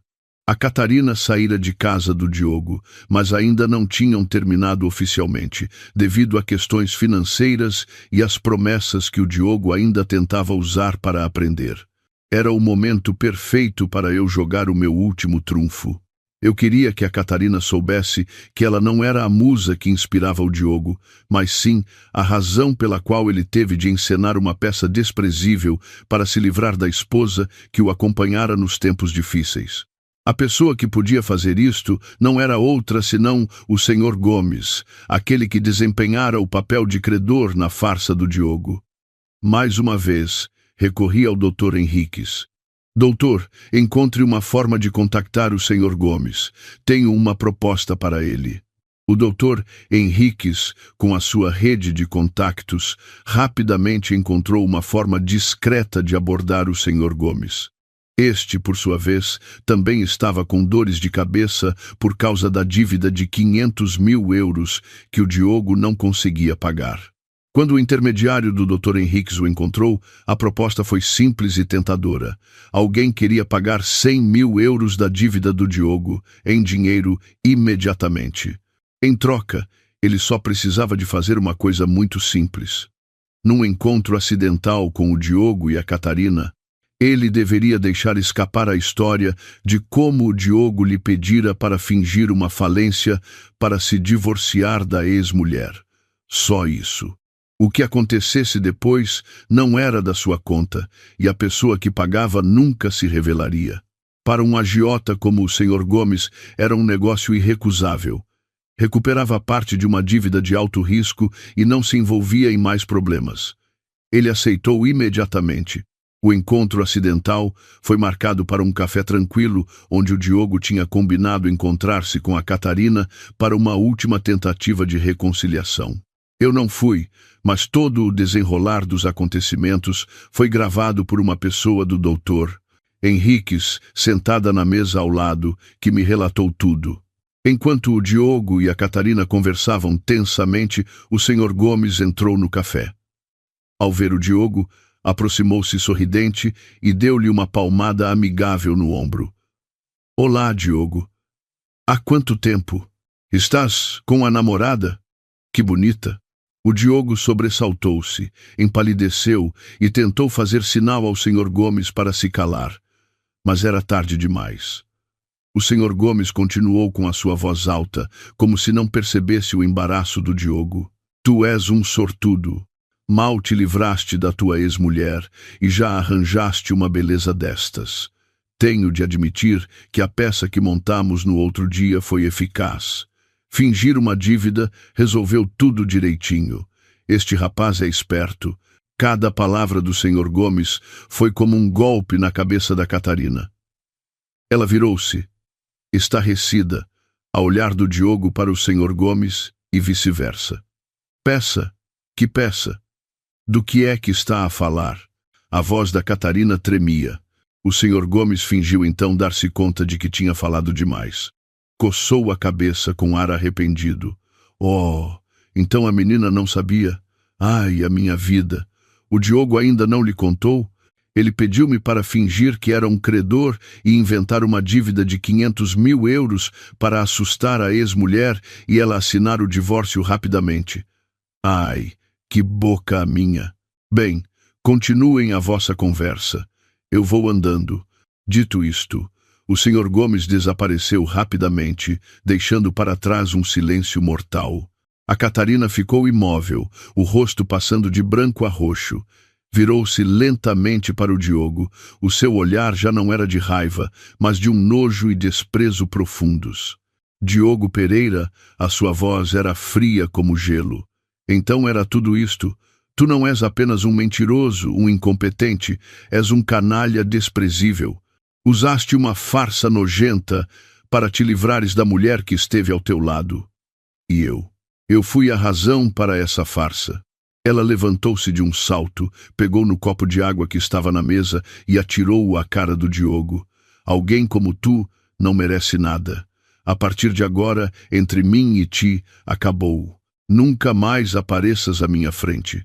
Dito isto, a Catarina virou-se e afastou-se, decidida, sem olhar para trás, deixando o Diogo sozinho no café, encharcado, humilhado e completamente destruído. Tudo o que ele tentara construir, a carreira, o novo amor, a honra, tudo se transformara em pó numa tarde. Recebi a notícia com uma calma estranha. O jogo de xadrez chegara ao fim. Sentada em silêncio, segurava o telemóvel que acabara de receber o último relatório sobre o incidente no café. A batalha ali terminara rapidamente com a partida decisiva da Catarina. Mas eu sabia que outra batalha, mais longa e feia, estava apenas a começar dentro da família do Diogo Pereira. O relatório do Dr. Henriques dizia que, depois da Catarina ter ido embora, o Diogo ficou paralisado no café por um longo tempo. Não a seguiu, talvez por saber que qualquer esforço seria inútil. A humilhação, a vergonha e o fracasso esmagador estavam estampados no rosto do homem que outrora fora tão arrogante. Ele não foi para casa imediatamente. Foi beber sozinho, até ficar completamente bêbado. Quando o Diogo regressou a cambalear à casa onde vivera comigo, o lugar que agora deveria ser o seu lar com a Catarina, a sua mãe e a sua irmã já o esperavam. A dona Isabel e a Carolina deviam ter sabido da discussão no escritório e da partida da Catarina. Estavam à espera de uma explicação. E quando o Diogo voltou naquele estado de embriaguez e desleixo, a fúria da dona Isabel explodiu. Olha para ti, olha para o teu estado. Meu Deus, que desgraça a minha ter um filho como tu, gritava a dona Isabel. As palavras doces que ela usara para proteger o seu menino de ouro tinham desaparecido. Deixaste a Beatriz, aquela rapariga boa e trabalhadora, para ires atrás daquela interesseira. Agora ela deixou-te. Vês, já abriste os olhos. O Diogo, já desanimado e bêbado, ficou ainda mais irritado ao ouvir as acusações da mãe. Gritou: a mãe não sabe de nada para falar. Não volte a falar nela. A culpa é toda dela. Foi ela que me desgraçou. Desgraçou-te em quê? A dona Isabel não se deu por vencida. Ela ficava em casa a cuidar da comida, a cuidar dos sogros, enquanto tu andavas com outras. Foi ela que te desgraçou, ou foste tu que te desgraçaste a ti mesmo? Diz-me, a empresa está a falir, a nova mulher foi-se embora, estás cheio de dívidas. Qual é o teu futuro? O futuro desta família? A Carolina, sentada ao lado, também começou a chorar e a lamentar-se. Ó Diogo, e agora? Os credores vêm à nossa casa? Tenho tanto medo. Se os meus amigos souberem disto, onde vou esconder a cara? Tu só te preocupas com as aparências, gritou o Diogo para a irmã. Quando eu tinha dinheiro para te dar, por que não pensaste neste dia? Alguém nesta casa realmente me compreende?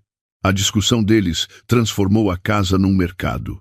Gritos, choro, mesas e cadeiras a serem derrubadas. Culpavam-se uns aos outros, revelando todo o egoísmo e ganância que tinham escondido sob a fachada de uma família amorosa. A dona Isabel culpava o Diogo pela sua estupidez. O Diogo culpava a mãe e a irmã por serem materialistas. A Carolina chorava e culpava o irmão por arruinar o seu futuro. Li cada linha do relatório, imaginando aquela cena caótica, sem sentir qualquer compaixão. Esta era a sua verdadeira natureza, uma família construída sobre egoísmo e ilusões. Quando as ilusões se desmoronaram, o que restou foi apenas fealdade e baixeza. Estavam a destruir-se uns aos outros, a empurrarem-se para o poço de lama que eles próprios criaram. Este era o verdadeiro castigo, o castigo que vinha daqueles a quem eles um dia chamaram de mais queridos. A tempestade na família do Diogo durou vários dias. A Catarina, depois de se ir embora, também se vingou à sua maneira.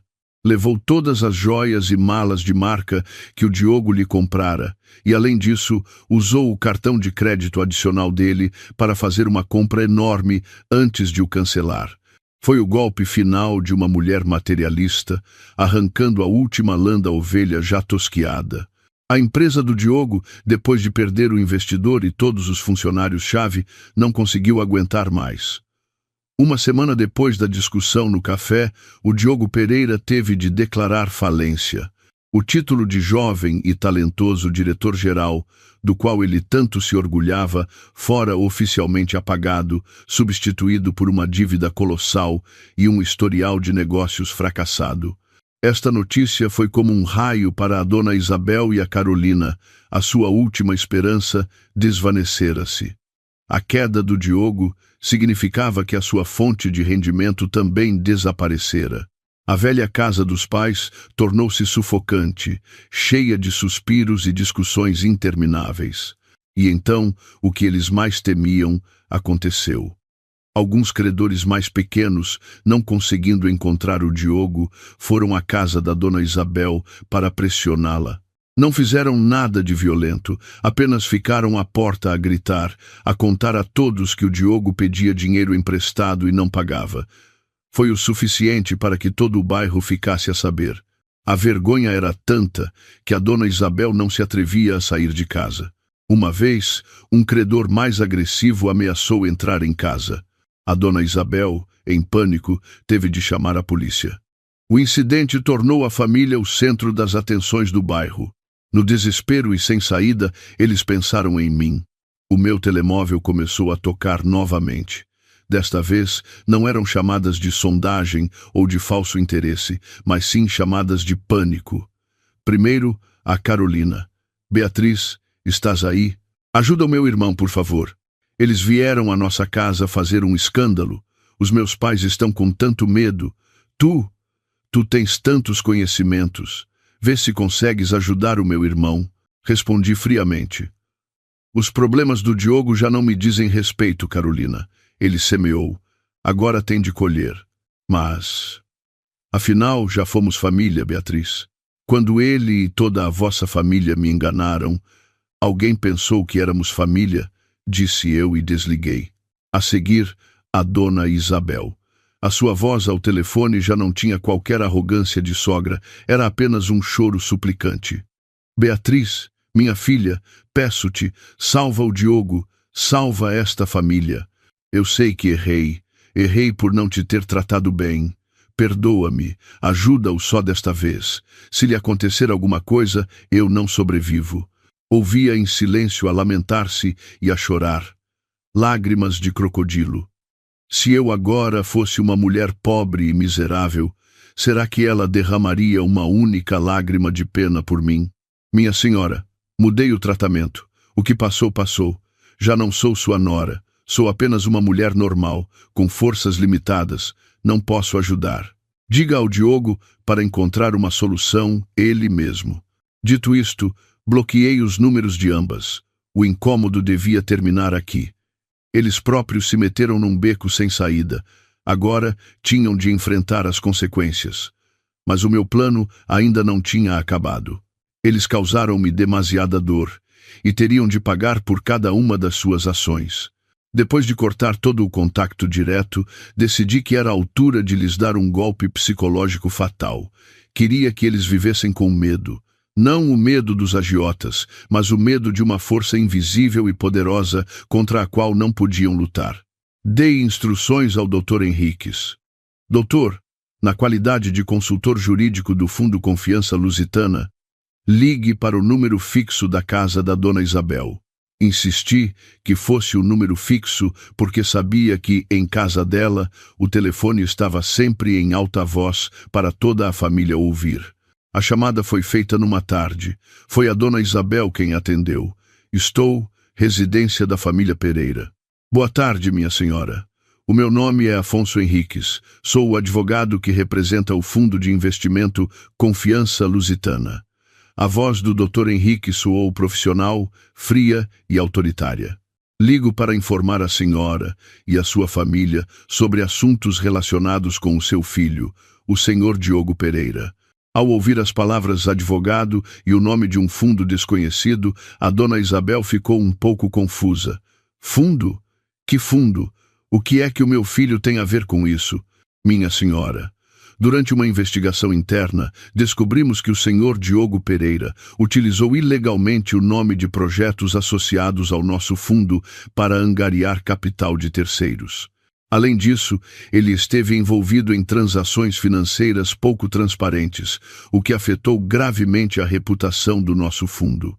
Temos provas de todas estas atividades. Cada palavra do Dr. Henriques foi como uma pedra atirada a um lago calmo. A dona Isabel gaguejou. Não, não pode ser. Deve haver algum engano. O meu filho é um bom rapaz. Não faria tal coisa. O Dr. Henriques ignorou completamente a sua justificação. O Fundo Confiança Lusitana não se interessa se há enganos ou não. Trabalhamos com base em provas. Devido às graves infrações do Sr. Pereira, o nosso fundo decidiu processá-lo oficialmente no Tribunal de Comércio por fraude e abuso de confiança. Além disso, enviaremos uma notificação a todos os nossos parceiros e bancos para incluir o Sr. Diogo Pereira na lista negra de crédito. Meu Deus, não! Por favor, não faça isso! Gritou a dona Isabel desesperada. Processo? O meu filho foi imprudente. Por favor, perdoe-no.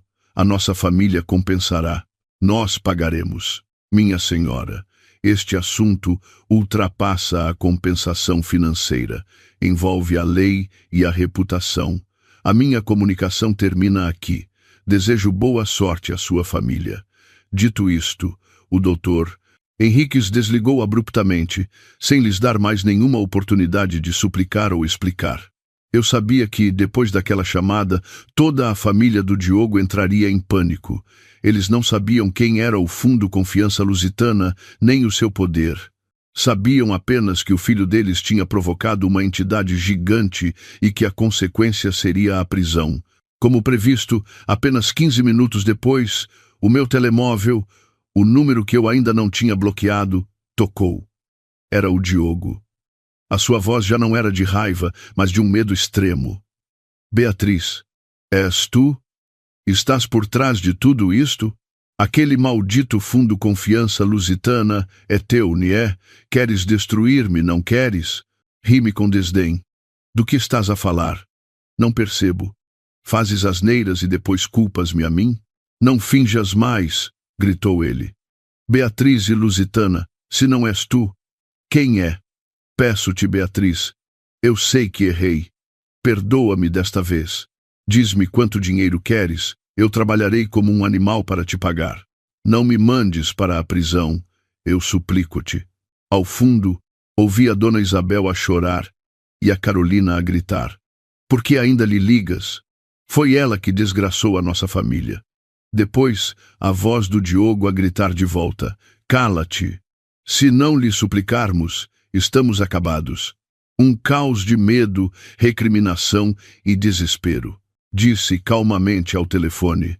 Diogo Pereira, quem semeia ventos, colhe tempestades. Cuida de ti. E desliguei friamente. A partir de agora, eles viveriam num medo constante, sem saber quando a notificação do tribunal chegaria. Nunca saberiam que não haveria processo nenhum. Era tudo um golpe psicológico que eu lhes reservara. Mas, para eles, esta ameaça invisível era mais assustadora do que qualquer punição real. Depois de semear o medo na família do Diogo, decidi que era a altura de reclamar o que era meu, de forma justa. Não porque precisasse do dinheiro, mas porque queria apagar todos os vestígios da minha contribuição para aquela família. Contribuições que eles nunca valorizaram. Sentei-me e fiz uma lista cuidadosa, item por item. A pulseira de ouro de 24 quilates, que comprei com as minhas poupanças para oferecer à dona Isabel no seu 60º aniversário. Os 2.500 euros que a Carolina me pediu, emprestados para comprar uma scooter nova, com a promessa de que pagaria quando recebesse o primeiro salário, mas nunca mais tocou no assunto. A televisão de ecrã grande e o sistema de som na sala da Dona Isabel, que eu comprei para que todos pudessem ver e ouvir melhor. A fatura ainda estava na minha gaveta, e inúmeras outras pequenas despesas que fiz para mobilar e decorar a casa deles durante os 5 anos em que fui sua nora. Despesas que eu nunca contabilizei. No total, a soma aproximava-se dos 15.000 euros. Para mim, agora, era uma quantia pequena. Mas para a família do Diogo, naquele momento, era uma fortuna. Enviei a lista ao Dr. Henriques. Doutor, redija uma carta formal para a Dona Isabel e para a Carolina, exigindo a devolução de todos estes bens e dinheiro no prazo de 1 semana. Anexe cópias das faturas e dos extratos de transferência que eu tenho. Deixe claro que, se não cumprirem, avançaremos com uma queixa por abuso de confiança e apropriação indevida. O Dr. Henriques agiu rapidamente. A carta foi enviada por correio registrado para as mãos da Dona Isabel, e a reação deles não foi surpreendente. A primeira a ligar-me foi a Carolina, com a voz esganiçada. Beatriz Santos, estás louca? Ainda és humana? Vens reclamar estas porcarias? Queres destruir a minha família para ficares satisfeita? Essas porcarias foram compradas com o meu suor, respondi calmamente. Eu emprestei-te, não te dei. As coisas que comprei para os teus pais foram na qualidade de nora. Agora já não sou da família. É normal que queira de volta o que é meu. Tens 1 semana para te preparares. Não devolvo nada. O que é que me podes fazer? Desafiou ela. Então, vemo-nos em tribunal, disse eu suavemente. Vamos ver se uma rapariga solteira com uma condenação por apropriação indevida no seu registro criminal consegue arranjar emprego ou casar-se facilmente. Do outro lado da linha, silêncio total. Eu sabia que tinha atingido o seu ponto fraco. A Carolina podia ser insolente, mas tinha muito medo de prejudicar o seu futuro. Depois foi a chamada da Dona Isabel. Desta vez, já não chorava nem suplicava, mas era uma mistura de lamentos e maldições. Beatriz, ó Beatriz, como pode ser tão má? A pulseira que uso há tantos anos é uma recordação. Como tens coragem de a pedir de volta? Não tens medo do castigo divino? Minha senhora, quando a senhora e a sua família conspiraram para me enganar, tiveram medo do castigo divino? Retorqui. Eu só estou a pedir o que é meu. Pode não devolver, mas nesse caso, não só a senhora e a Carolina, mas também o Diogo, serão implicados no processo. Ele já tem problemas com a justiça, mas um crime não deve fazer diferença, pois não? A minha ameaça surtiu efeito. A história do Fundo Confiança Lusitana deixara os aterrorizados. Agora, com mais um processo civil, não tinham forças para resistir. Exatamente 1 semana depois, no último dia do prazo, um estafeta entregou uma caixa no escritório do Dr. Henriques. Dentro estava a pulseira de ouro, alguns objetos e um envelope com 2.500 euros em dinheiro. Quanto à televisão e ao sistema de som, pediram para pagar o valor em prestações. Ao receber aqueles objetos, não senti alegria nem nostalgia. Achei-os apenas ridículos. Pedi ao Dr. Henriques para vender imediatamente a pulseira e doar todo o dinheiro a uma instituição de caridade para crianças órfãs. Eu tinha cortado completamente todos os laços materiais com eles. A dívida entre mim e a família Pereira estava, a partir daquele momento, saldada. Agora, restava-lhes apenas um monte de cinzas de uma carreira, uma família destruída e um futuro incerto. E para mim, era a altura de começar verdadeiramente uma nova vida. Os objetos antigos e o dinheiro devolvido ficaram no escritório do Dr. Henriques. Não fui buscá-los. Tratei de tudo por telefone. A pulseira de ouro, a única recordação da qual eu me orgulhara, pensando que era amada pela minha sogra, agora era para mim apenas um pedaço de metal frio, manchado de falsidade. Pedi ao advogado para a vender, juntamente com outras pequenas joias. Todo o dinheiro arrecadado, mais os 2.500 euros que a Carolina devolveu, pedi que fosse transferido diretamente para um fundo de apoio escolar para crianças carenciadas. Eu não precisava deles. Guardá-lo só me traria más recordações. Queria purificar completamente o meu passado, livrar-me de tudo o que estivesse relacionado com aquela família. As minhas contribuições ao longo de 5 anos não foram valorizadas por eles. Que pelo menos se transformassem em algo significativo para quem realmente precisava. Depois de tudo resolvido, instalou-se o silêncio. Não havia mais chamadas de insultos, nem súplicas ou choros. A família Pereira parecia ter desaparecido da minha vida. Algumas semanas depois, o Dr. Henriques enviou-me um relatório final, como um resumo de uma fase que terminara. O relatório dizia que, depois de terem de juntar dinheiro para me pagar, a família do Diogo ficara completamente na miséria. A casa da Dona Isabel teve de ser hipotecada para pagar aos credores mais agressivos. A saúde da Dona Isabel deteriorou-se gravemente após os sucessivos choques. Passava a maior parte do tempo deitada, a suspirar. A Carolina, por causa da má fama da família e com medo de ser incomodada pelos credores, casou-se à pressa com um homem muito mais velho do campo. Um casamento sem amor, em troca de uma paz temporária. Quanto ao Diogo Pereira, ele desmoronou completamente. Perdeu a empresa, a nova esposa, foi rejeitado pela família e perseguido por agiotas. Agora era como uma sombra. Já não estava em casa. Dizia-se que fugira para o Ribatejo para se esconder das dívidas, a viver uma vida de precariedade de um lado para o outro. Li estas linhas com uma calma estranha. Não senti alegria, nem satisfação, nem mesmo raiva. Senti apenas um alívio imenso. Todas as contas estavam saldadas, eles pagaram pelas suas ações. Não porque eu fosse má, mas porque a sua própria ganância e traição os levaram por este caminho. O antigo capítulo da minha vida estava oficialmente encerrado. Olhei em volta da casa onde vivi durante 5 anos, um lugar cheio de mais memórias tristes do que felizes. Era a altura de partir. Era a altura de começar uma nova vida, uma vida que me pertencesse verdadeiramente. A penthouse no Infinity Tower estava com toda a documentação em ordem. As chaves e a escritura foram-me entregues em mão pelo Dr. Henriques. Tudo em nome do discreto Fundo Confiança Lusitana. Não me mudei imediatamente. Queria que o meu novo lar fosse um espaço completamente diferente, sem qualquer vestígio do passado. Contratei os melhores arquitetos e designers de interiores da cidade.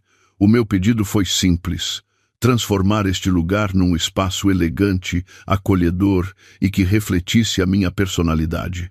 Chega de cores escuras, de móveis pesados ao gosto do Diogo, de cantos decorados para agradar a sogra.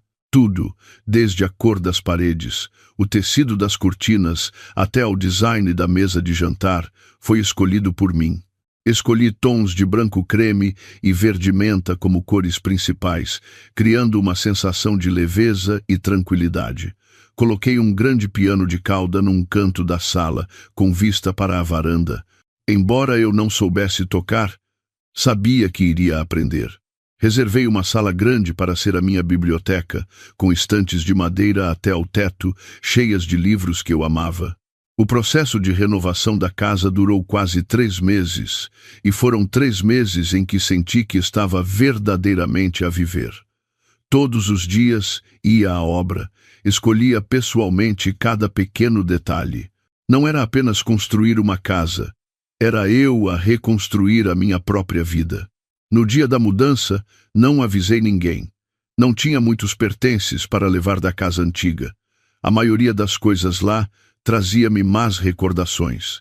Embalei apenas algumas roupas, os meus livros antigos e as fotografias dos meus pais. Conduzi o meu carro novo, um carro de luxo, mas de design discreto, até ao antigo prédio uma última vez. Não subi. Fiquei sentada no carro, a olhar para a janela familiar por um longo tempo. Ali chorei, ri, sonhei e desesperei. Agora, tudo isso ficara para trás. Liguei o carro, acelerei com determinação e entrei no trânsito, sem olhar para trás. A nova penthouse recebeu-me com uma luz solar abundante e um espaço arejado que me deixou deslumbrada. Da varanda do andar de cima, conseguia ver um panorama da cidade a brilhar. Naquela tarde, depois de a empregada ter arrumado as últimas coisas e saído, servi-me de um copo de vinho tinto. Fiquei na varanda, sentindo a brisa fresca no meu cabelo. Aos meus pés, a cidade acendia as suas luzes, cintilando como uma galáxia. Bebi um gole de vinho, o sabor ligeiramente adstringente a espalhar-se na minha língua. Pela primeira vez na vida, senti uma paz e uma liberdade tão grandes, sem ter de esperar por ninguém, sem ter de agradar a ninguém. Esta vida, a partir de agora, era só minha. A minha nova vida desenrolou-se de forma suave e com propósito. A fortuna imensa não me transformou numa pessoa fútil. Pelo contrário, deu-me a oportunidade de fazer coisas com as quais nunca antes ousara sonhar. Inscrevi-me numa aula de arranjos florais artísticos, numa cerimônia do chá e num curso de piano. As minhas tardes, em vez de serem passadas na cozinha, eram agora dedicadas a flores de todas as cores, a aprender a sentir a serenidade em cada chávena de chá ou a deslizar os meus dedos desajeitados pelas teclas do piano. Também comecei a nadar e tirei o curso de mergulho. Queria explorar o mundo, explorar os meus próprios limites. Fiz amizade com pessoas com os mesmos interesses. Eram mulheres independentes, inteligentes e cheias de energia. Não sabiam nada sobre o meu passado. Conheciam-me apenas como Beatriz, uma mulher solteira que amava a arte e as viagens. Com elas, não precisava de ser contida, nem precisava de representar nenhum papel. Ocasionalmente, o Dr. Henriques ligava para me atualizar sobre a situação dos meus ativos. Os investimentos do fundo continuavam a render lucros consistentes. O saldo da minha conta crescia a cada dia. Uma vez, ele informou-me, hesitante: Dona Beatriz, a empresa do senhor Diogo Pereira concluiu oficialmente o processo de falência. Os restantes ativos foram vendidos para pagar aos credores e aos funcionários. Ah, sim, respondi, com a voz calma.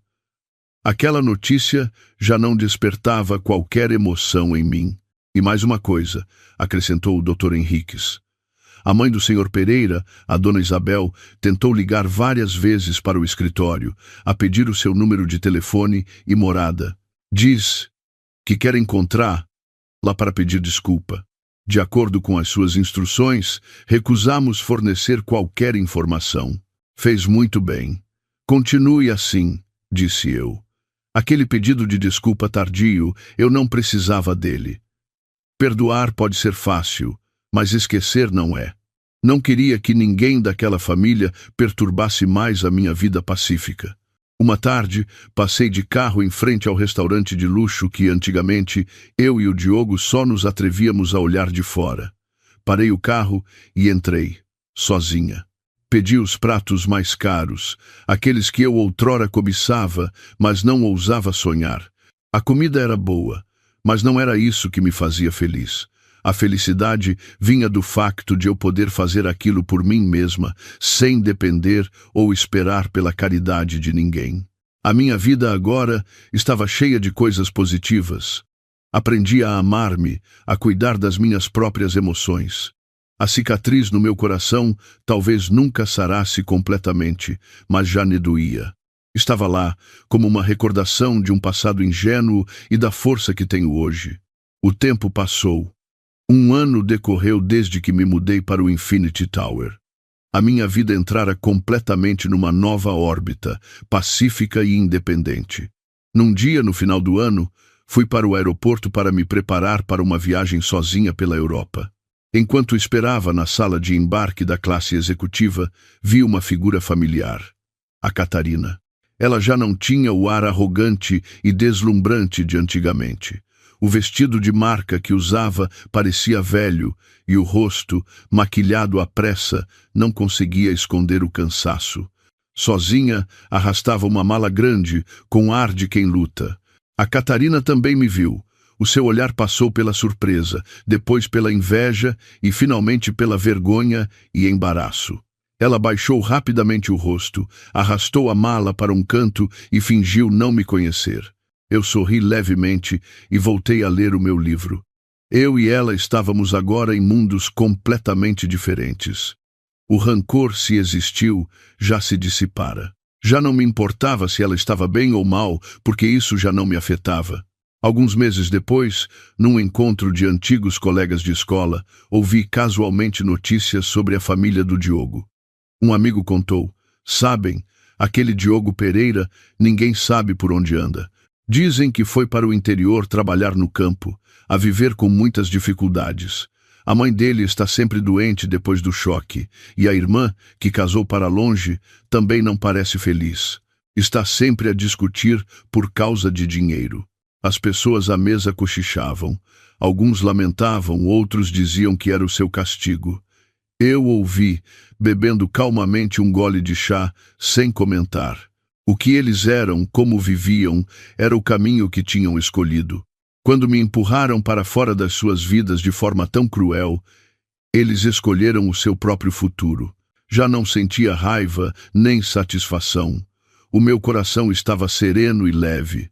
A Beatriz de antigamente, uma mulher que vivia para o marido e para a família dele, que punha sempre a felicidade dos outros acima da sua, essa Beatriz morrera.